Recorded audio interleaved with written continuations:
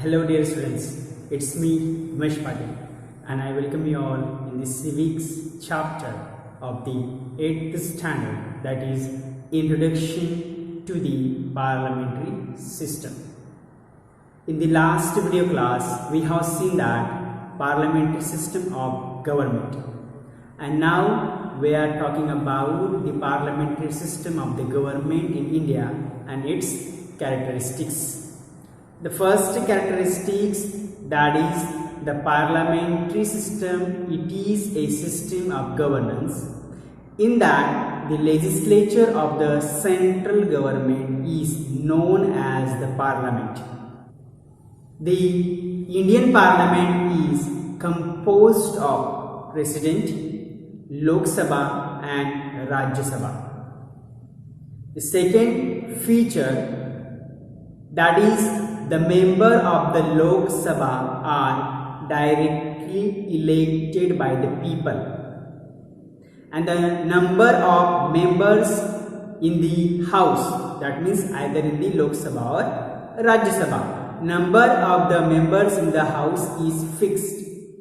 Next one we can say, elections to the Lok Sabha are held at regular intervals of time, as after 5 years. All political parties are the contestant these elections, and the party which gets the majority of seats is to be considered as the majority party.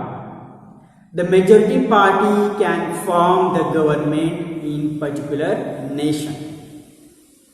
Sometimes when no party gets a clear majority in the Lok Sabha elections, some parties come together to form as a majority party and they establish the government. And this kind of government is known as the coalition government.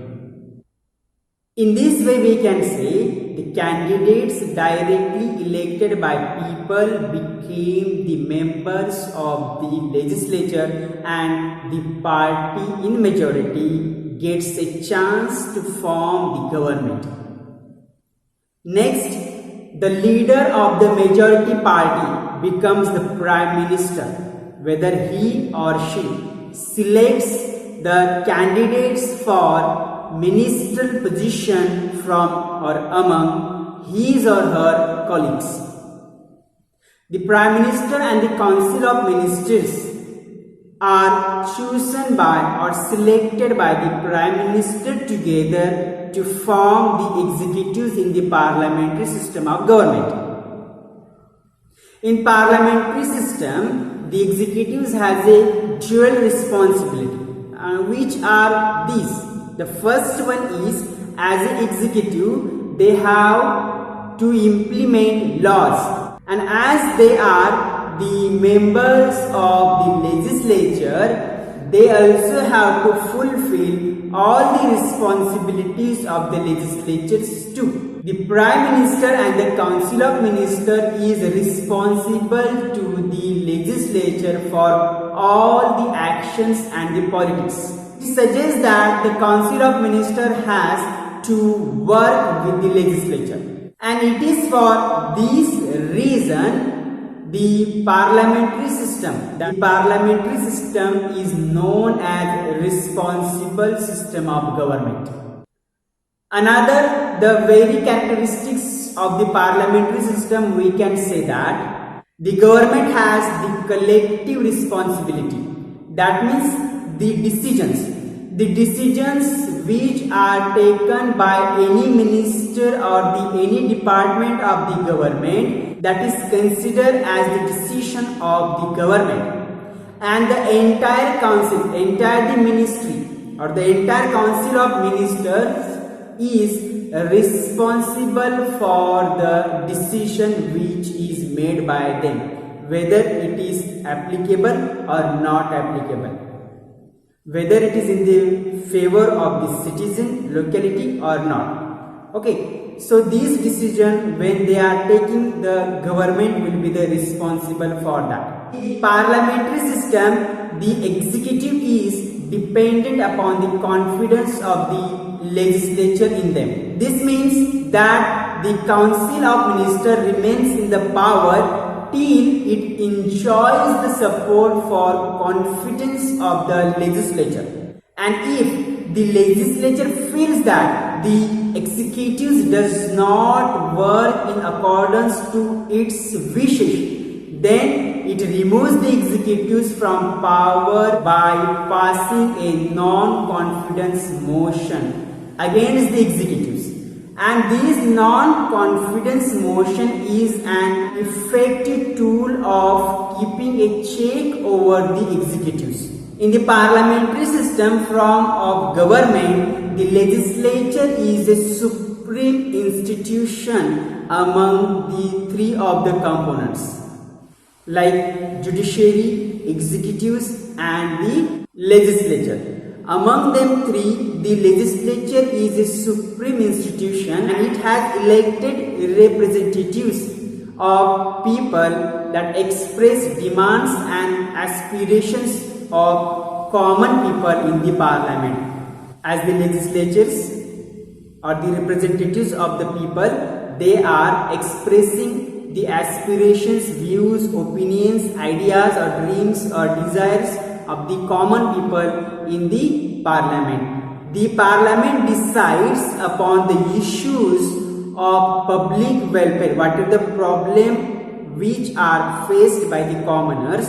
This all it is represents in the parliament, and the parliament decides upon the issues and the problems of the public welfare. Since it is the house of representatives of people and expresses the sovereign authority of the people, it is considered as the supreme body. We say that the parliament functions very important role as per the government. Now the next question comes like, or the next point comes like, why did India adopt a parliamentary system of government? See, the India adopted the parliamentary system of government for the several reasons.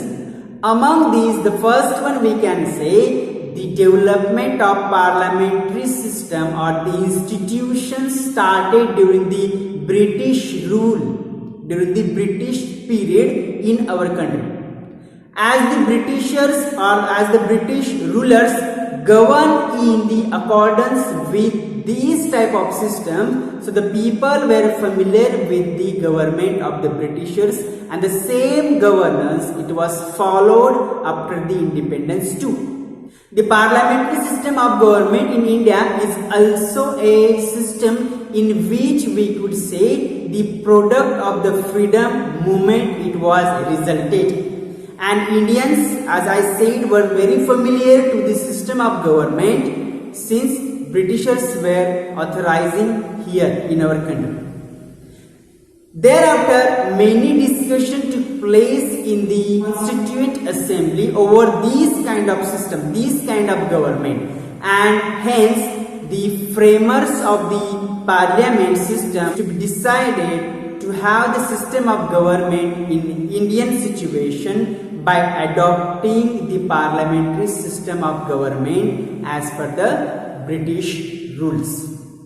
Of course, all the rules and the laws and regulations are not taken. It has been made some changes in the constitution or in the parliamentary government, and then it was filtered to run the administrative system very smoothly. Then the discussions and the deliberations, these all are the integral or the important part of the parliamentary system form the government. Okay, then these questions which are related to the public welfare or which are the issues related to the human beings, these all are discussed in the legislature. Then the members which are from the opposition party, they also have right to discuss over the issues. They can support the government, they can appreciate the government, or appropriate suggestions are there or any shortcomings are there. in the policies and the programs of the government, or any laws are there, these all are put up by the studying with the arguments and the questions by the opposition party. This helps the legislature to make proper laws. So dear students, in this way we can conclude that these are some of the features of this system of government. As in the next chapter we will study the structure, working and the role of the Indian parliamentary system. So don't forget that in this chapter we have been discussed about some of the institutions like the legislatures, executives, judiciary. Okay, legislatures to make laws, executives to implement the laws and the policies, as well as judiciary to provide justice. Again, we have been seen that the components of the parliamentary system. There are the three components of the parliamentary system, that is the presidents, Lok Sabha and the Rajya Sabha. We have seen the types of government. Two types of governments are parliamentary system and the presidential system. Then there are the branches of the government, included legislatives, executives and the judiciary. Already we have seen that. So hope so you have understood this lesson thoroughly, and in the next video class we will meet with another lesson. Until then, have a nice day and take care. Thank you.